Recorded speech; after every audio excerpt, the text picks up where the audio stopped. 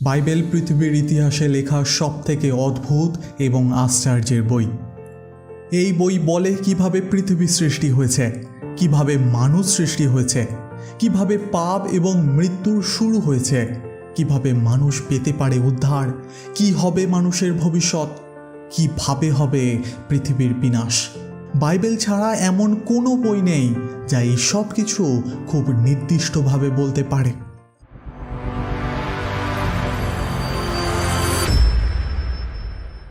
বাইবেলকে মূলত দুইটি ভাগে ভাগ করা হয়েছে, পুরাতন নিয়ম এবং নতুন নিয়ম।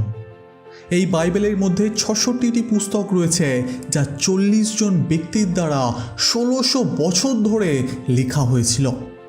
বহু রাজা, জেলে, কবি, অধিকারীগণ, বিভিন্ন শাস্ত্রবিদ এবং বিভিন্ন ভাববাদীদের দ্বারা এই বই লেখা হয়েছিল।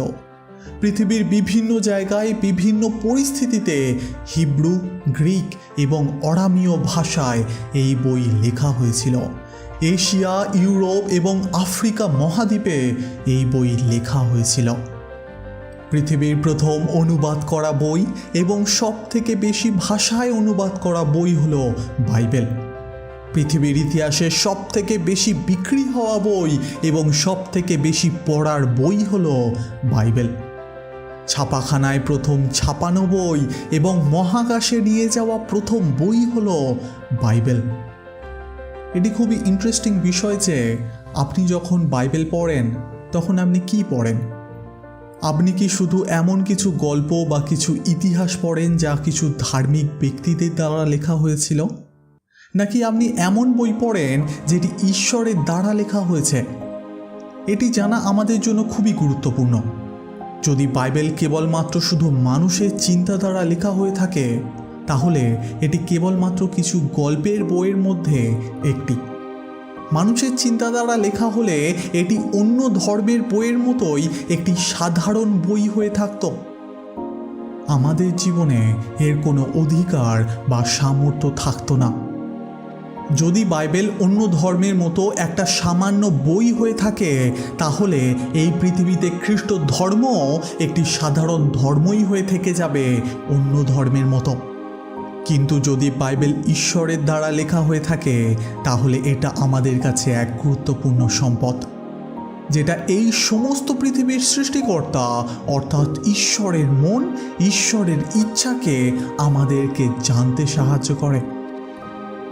এই সেই বই যার দ্বারা আমরা জানতে পারি এই সমস্ত পৃথিবীর সৃষ্টি কিভাবে হয়েছে। আমরা জানতে পারি যে আমরা এখানে কি করছি। আমরা জানতে পারি যে আমাদের মৃত্যুর পরে আমাদের কি হবে, এবং সবথেকে গুরুত্বপূর্ণ বিষয় যে আমরা জানতে পারি তা হলো ঈশ্বরের ইচ্ছা কি, আমাদের জীবনে তার পরিকল্পনা কি।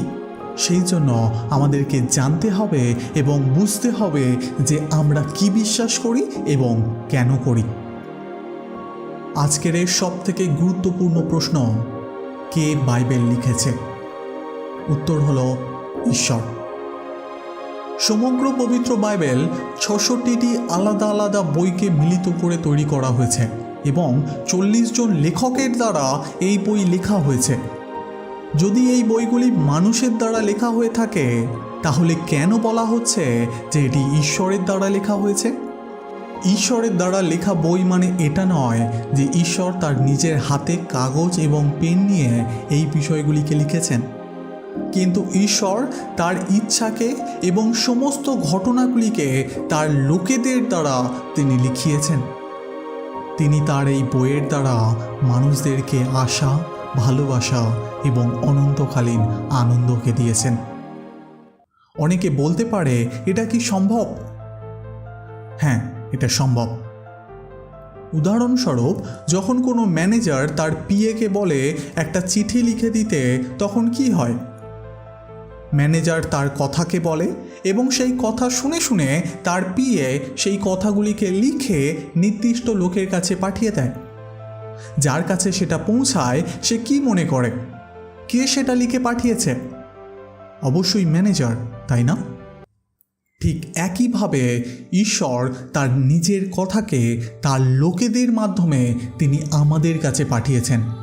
ঈশ্বর বলেছেন এবং তার লোকেরা সেই কথাগুলিকে শুনেছে এবং লিখেছে। আসুন আমরা দেখি যাদের দ্বারা ঈশ্বর বাইবেলকে লিখেছেন তারা কি বলছে। পুরাতন নিয়মে প্রথম 5টি পুস্তক মোশি লিখেছিলেন, যার মধ্যে আদি পুস্তকও রয়েছে। আর আদি পুস্তকের শুরুতে সৃষ্টির কথা বলা রয়েছে, কিন্তু সৃষ্টির সময় তো মোশি ছিলেন না, তাহলে তিনি কিভাবে সেই সময়ের কথাগুলিকে তিনি লিখতে পারেন? দেখুন মোশি নিজে কি বলছেন। পরে মোশি সদাপ্রভুর সমস্ত বাক্য লিখিলেন। কার কথা? ঈশ্বরের দ্বারা বলা কথাকে লিখেছিলেন। বাইবেলের আরও একজন লেখক পিতর, দেখুন তিনি কি বলছেন। সর্বোপরি তোমাদের অবশ্যই বুঝে নিতে হবে যে শাস্ত্রের কোনো ভবিষ্যৎবাণী ভাববাদীর নিজের ব্যাখ্যা প্রসূত নয়, কারণ ভাববাণীর উদ্ভব কোনো মানুষের ইচ্ছার মধ্যে নিহিত ছিল না। মানুষেরা পবিত্র আত্মা দ্বারা চালিত হয়ে ঈশ্বর থেকে যা প্রাপ্ত হয়েছে তাই বলেছে। এখানে পিতর পরিষ্কার করে দিচ্ছে যে এই পবিত্র বাইবেল কোনো মানুষের বুদ্ধি দ্বারা লেখা নয়, পবিত্র আত্মা দ্বারা চালিত হয়ে তারা ঈশ্বর থেকে যা শুনেছে তাই লিখেছে। এছাড়াও পৌল, যিনি বাইবেলের নতুন নিয়মে 13টি পুস্তক লিখেছিলেন, তিনি কি বলছেন শুনুন। সমগ্র শাস্ত্রই ঈশ্বরের দ্বারা অনুপ্রাণিত এবং শিক্ষাদানে উপযোগী। এর দ্বারা সব দোষ দেখানো যায়, তেমনি ভুল সংশোধন করে মানুষকে ধর্মপথে পরিচালিত করা যায়। সমগ্র শাস্ত্র অর্থাৎ সম্পূর্ণ বাইবেল ঈশ্বরের দ্বারা অনুপ্রাণিত। অনেকে বলতে পারেন যে এছাড়াও কি কোনো প্রমাণ রয়েছে? হ্যাঁ, রয়েছে। প্রথমত হলো বাইবেলের ভবিষ্যৎবাণী, যে ভবিষ্যৎবাণী একটা সময়ে লেখা হয়েছিল এবং সেই ভবিষ্যৎবাণী কয়েকশো বছর পরে গিয়ে পূর্ণ হয়েছে। বাইবেল ছাড়া অন্য কোনো বই বলেনি যে তারা ভবিষ্যৎবাণী পূর্ণ করেছে, আর ইতিহাস দ্বারা সেটি পরীক্ষিত বা প্রমাণিত হয়েছে। উদাহরণস্বরূপ পুরাতন নিয়মে যিশু সম্পর্কে 456টি ভবিষ্যৎবাণী রয়েছে, যেখানে তিনি 324টির মতো ভবিষ্যৎবাণী পূর্ণ করেছিলেন, এবং বাকি ভবিষ্যৎবাণীগুলি যিশুর দ্বিতীয় আগমনের দ্বারা তিনি পূর্ণ করবেন। এর মধ্যে একটি ভবিষ্যৎবাণী হল যে যিশু এই পৃথিবীতে আসবেন ও আমাদের পাপের জন্য মৃত্যুবরণ করবেন, কিন্তু তিনি আমাদের অধর্মের নিমিত্ত বিদ্ধ, আমাদের অপরাধের নিমিত্ত চূর্ণ হইলেন, আমাদের শান্তিজনক শাস্তি তাহার উপরে বর্তিল এবং তাহার ক্ষত সকল দ্বারা আমাদের আরোগ্য হইল। এই ভবিষ্যৎবাণীটি লেখা হয়েছিল যিশুর এই পৃথিবীতে আসার 700 বছর আগে। আর আমরা নতুন নিয়মে মথি তার 27 অধ্যায়ে দেখতে পাই যে যিশু ক্রুশবিদ্ধ হয়ে সেই ভবিষ্যৎবাণীকে পূর্ণ করেছিলেন। তাই পৌল বলেন, শাস্ত্রানুসারে খ্রিস্ট আমাদের পাপের জন্য মরিলেন ও কবরপ্রাপ্ত হইলেন, আর শাস্ত্রানুসারে তিনি তৃতীয় দিবসে উত্থাপিত হইয়াছেন। শাস্ত্রানুসারে অর্থাৎ যিশুর বিষয়ে আগেই ভবিষ্যৎবাণীর মাধ্যমে লেখা হয়ে গিয়েছিল। এই ভবিষ্যৎবাণী কি কোনো মানুষের দ্বারা বা মানুষের নিজের বুদ্ধি দ্বারা কি কখনো লেখা সম্ভব? না, কেবলমাত্র ঈশ্বরই তা করতে পারে। দ্বিতীয়ত, চোখে দেখা প্রমাণ। যাদের দ্বারা এই বইগুলিকে লেখানো হয়েছে তারা নিজেদের চোখে ঈশ্বরের কাজকে দেখেছে। যিশুর শিষ্যরা নিজেদের চোখে দেখেছে যে কিভাবে যিশু রোগীদেরকে সুস্থ করেছিলেন, কিভাবে তিনি ঝড় থামিয়েছিলেন, কিভাবে তিনি লোকেদের পাপের ক্ষমা করেছিলেন এবং কিভাবে লোকেদেরকে মৃত্যু থেকে নতুন জীবন দিয়েছিলেন। আর এই লোকেরা সেইগুলিকে দেখেছিলেন এবং পবিত্র আত্মার সাহায্যে লিখেছিলেন।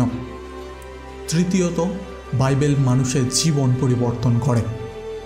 যদি এই সমস্ত কিছু প্রমাণ আমি দূরে সরিয়ে রাখি, তবু আমি এটা থেকে দূরে যেতে পারবো না যে কিভাবে বাইবেল আমার জীবনকে পরিবর্তন করেছে।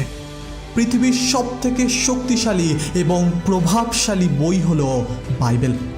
আমার জীবন ছাড়াও বহু পাপী ব্যক্তিকে পবিত্র ব্যক্তি তৈরি করে, বহু মানুষ খুনিকে মানুষ প্রেমী তৈরি করে চরিত্র পরিবর্তন করেছে আমাদের এই বাইবেল। চতুর্থত, বাইবেলকে 1600 বছর ধরে লেখা হয়েছিল। যারা লিখেছিলেন তারা একে অপরকে চিনতেন না, তারা একে অপরকে জানতেন না, এমনকি তারা একে অপরকে কখনো দেখেনিও। তারা বিভিন্ন দেশে এমনকি বিভিন্ন মহাদ্বীপে ছড়িয়েছিলেন, কিন্তু তারা যে কথাগুলিকে লিখেছে তা সবই একজনকে নির্দেশ করে, তা হলো প্রভু যীশু খ্রিস্ট। বাইবেলের শুরু থেকে শেষ পর্যন্ত প্রত্যেক পুস্তকে লুকিয়ে থাকা ব্যক্তি হলেন যীশু খ্রিস্ট। বাইবেলের শুরু থেকে শেষ পর্যন্ত লুকিয়ে থাকা বিষয় হলো মানুষের মুক্তির পথ। এর থেকে এটা খুবই পরিষ্কার হয়ে যায় যে এটা কখনোই কোনো মানুষের চিন্তা বা মানুষের কল্পনা দ্বারা লেখা কোনো বই নয়। এটা আমাদের সর্বশক্তিমান ঈশ্বর, যিনি সমস্ত পৃথিবীকে সৃষ্টি করেছেন, সমস্ত জগৎকে সৃষ্টি করেছেন, যে সমস্ত দৃশ্যমান এবং অদৃশ্য বিষয়কে সৃষ্টি করেছেন, তার দ্বারা লেখা পুস্তক। আমি মনে করি ঈশ্বর যথেষ্ট প্রমাণ দিয়েছেন যে তিনি এই বইয়ের লেখক। যখন আমরা জেনে গিয়েছি যে এই বই ঈশ্বরের দ্বারা লেখা, তাহলে এই বইয়ের জন্য আমাদের ব্যক্তিগত কিছু দায়িত্ব রয়েছে।